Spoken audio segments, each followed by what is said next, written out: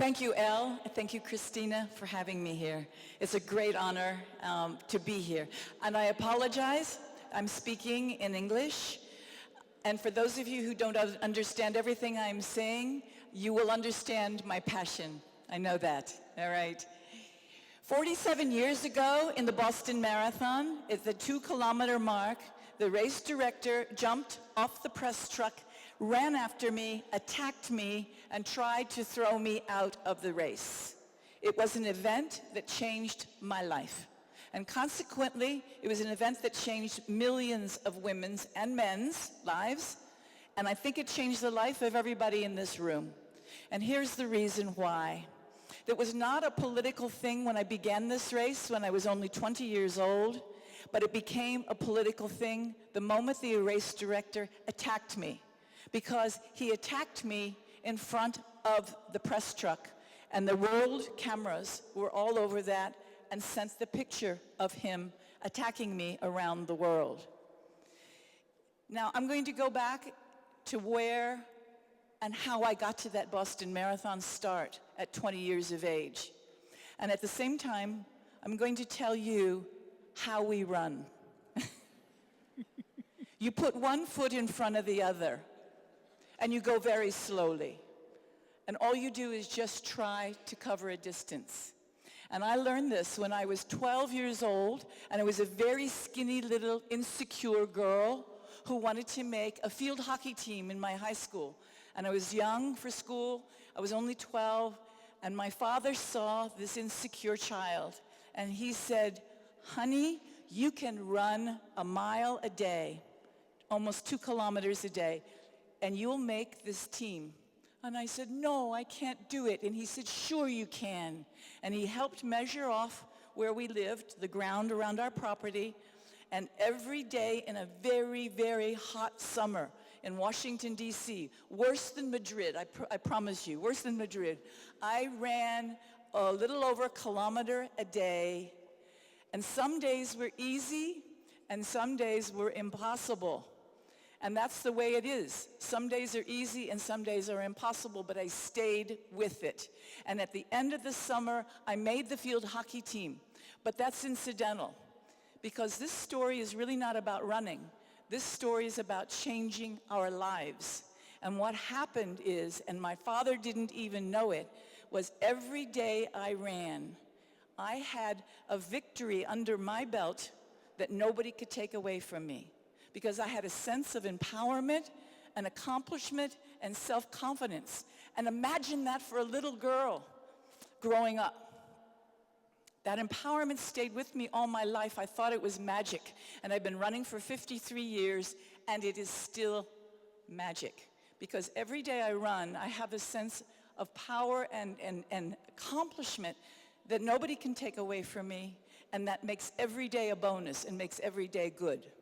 And so when I signed up then for the Boston Marathon, because I was fascinated with the idea, now I'm running 5 kilometers a day, what if I can run 42.2 kilometers? Amazing. And I knew I could do it if I trained hard, but my coach didn't believe I could do it. He said, "A woman can't do it because women are too weak, too fragile. Your uterus is going to fall out. You're never going to have children. You'll turn into a man. You'll get big legs. You'll grow a mustache." And I said, "That's ridiculous. I know I can do it." But he was afraid because he believed in the myths. We trained hard, and the story is that the day came we were going to run the marathon distance in practice. We ran 42 kilometers. I said, "I think we'd better go further just to make sure I can run in the Boston Marathon." So we ran 50 kilometers that day, 50 kilometers. And when we finished the workout together, my coach fainted. And when he woke up, he said, "Women have hidden potential in endurance and stamina."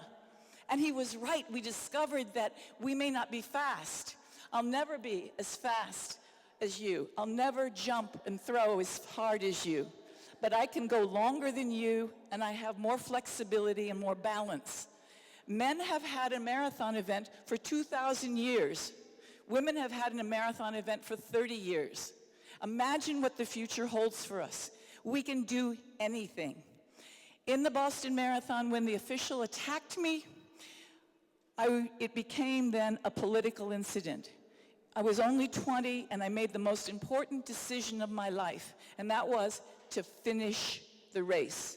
I would have finished the race on my hands and my knees if I had to, because I had to prove that women could do it, and we deserved to do it. And how I made that decision at 20 is one of the greatest gifts I got from heaven. It was amazing.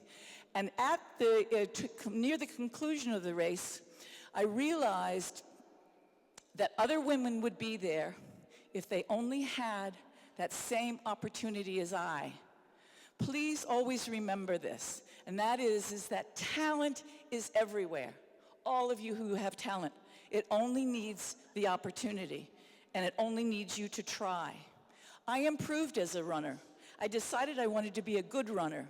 I worked really hard. I worked almost as hard as Chema for 35 marathons and 130 kilometers of training a week. I won the New York City Marathon, and I improved my time from 4 hours and 20 minutes to 2 hours and 51 minutes. And if I can do that with no talent, imagine you just believing more in yourself of what you can do. Talent is among all of us. You are the worst judges, often, of your own capability. You can do anything you want if you just try, one foot in front of the other. And that's one reason why I'm so excited to be here. I have helped organize for 30 years women's races around the world. I helped lead the charge to get the women's marathon event in the Olympic Games, which is like getting the right to vote for women, because everybody in the world knows how far 42 kilometers is, and it's a long way, to change world thinking about women's capability. And this weekend, I am so excited that we have the first women's marathon in Europe this weekend in Mallorca on Sunday. And guess what? It's called the 261 Women's Marathon. And why is it called that? Because in the race, I wore 261 in the Boston Marathon. And the race director tried to rip this number away from me. And all around the world now, the number 261 has come to mean fearless in the face of adversity. And every time we have accomplished a thing for women, I look ahead and I see, oh, we did that. We made a huge success of the Olympics or races around the world. And then I realize we have so far to go. There are women in the world who have no chance for education, who live in poverty, who have no chance to grasp health simply by putting one foot in front of the other, which is so easy. The reason why, for instance, in the United States, there are more women runners now than men is because running is cheap, it's easy, it's accessible, it fits into the busiest lifestyle, and because it gives you a sense of empowerment. And if we can give this sense of empowerment and fearlessness to these women around the world by creating an opportunity, we can change their lives. Cancer is a very bad disease, but the biggest killer, and our doctor will testify to this, the biggest killer in all of our lives, women and men, is heart disease. Cardiovascular disease kills more people than all the cancers combined, plus diabetes, plus HIV. And a 30-minute walk, not a marathon run, a 30-minute walk every day will reduce your risk of cardiovascular disease by 45%. So please, make this fun. Get out with your friends. Give yourself a challenge and an opportunity. I'm just going to conclude with one line, and that is that in a funny way, running has given me everything. It's given me my health. It's given me my longevity. I'm 67, in case you can't do the math. It's given me my career, my travel. It's given me my husband. It's even given me my religion, because I feel so close to God when I'm out walking and running. But most of all, it's given me myself. Give your chance to give yourself. It's very easy. Just put one foot in front of the other. Thank you very much.